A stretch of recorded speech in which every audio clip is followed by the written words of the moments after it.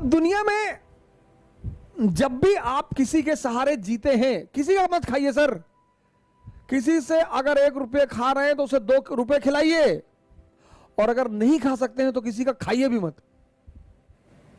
मिर्जापुर में ललित का हाल देखे ना, ऐसे ही हाल होता है जो दूसरों के सहारे जिंदा रहते हैं, ऐसा ही हाल होता है सर।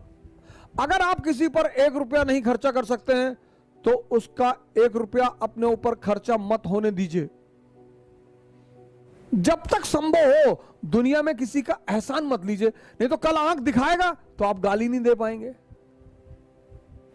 इस देश में लोग जितना अपने मां बाप को बुरा भला कहते हैं उतना किसी को नहीं कहते। एक साहब एक बार मेरे पास आए, बोले हमारे मां बाप हमारे सबसे बड़े दुश्मन है। मैंने कहा क्यों? बोले मैं आईएएस की तैयारी करना चाहता हूं और वो मुझे आईएएस की तैयारी नहीं करने दे रहे। मैंने कहा क्या कह रहे हैं? कह रहे पहले कोई जो है और नौकरी कर लो। मैंने कहा बुरा क्या कह रहे, क्या करते हैं?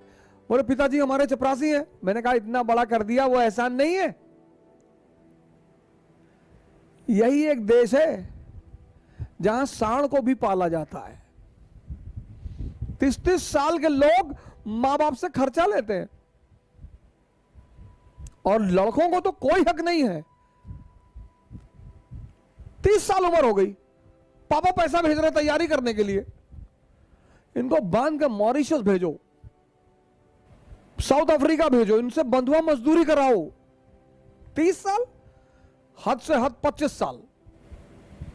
आप 30 साल के हैं तो आपके फादर रिटायरमेंट के स्टेज पे पहुंच रहे हैं, बुजुर्ग हो रहे हैं। किसी का खाइए मत सर,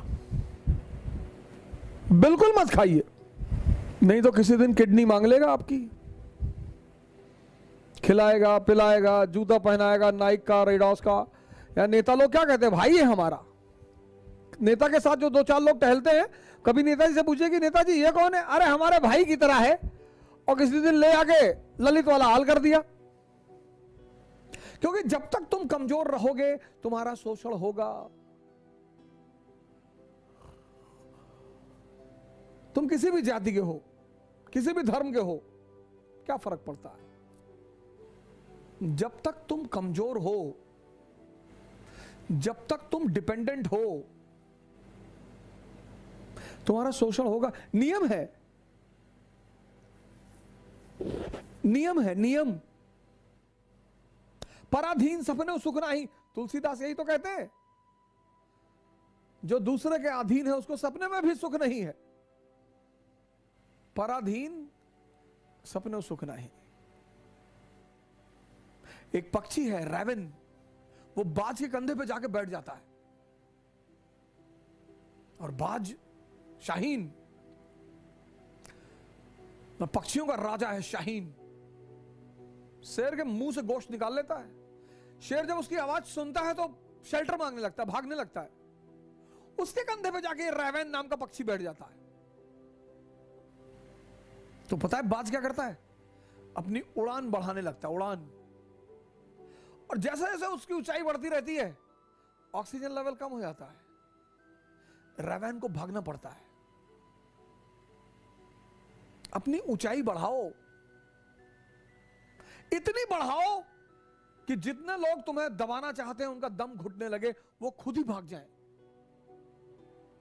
अपनी सारी ताकत अपने में लगाओ और अपनी ऊंचाई को इतना बढ़ाओ कि तुम्हारे जितने अगल बगल लोग भगवान के आशीर्वाद स्वरूप तुम्हारे पीछे पड़े हैं उनका दम घुटने लगे।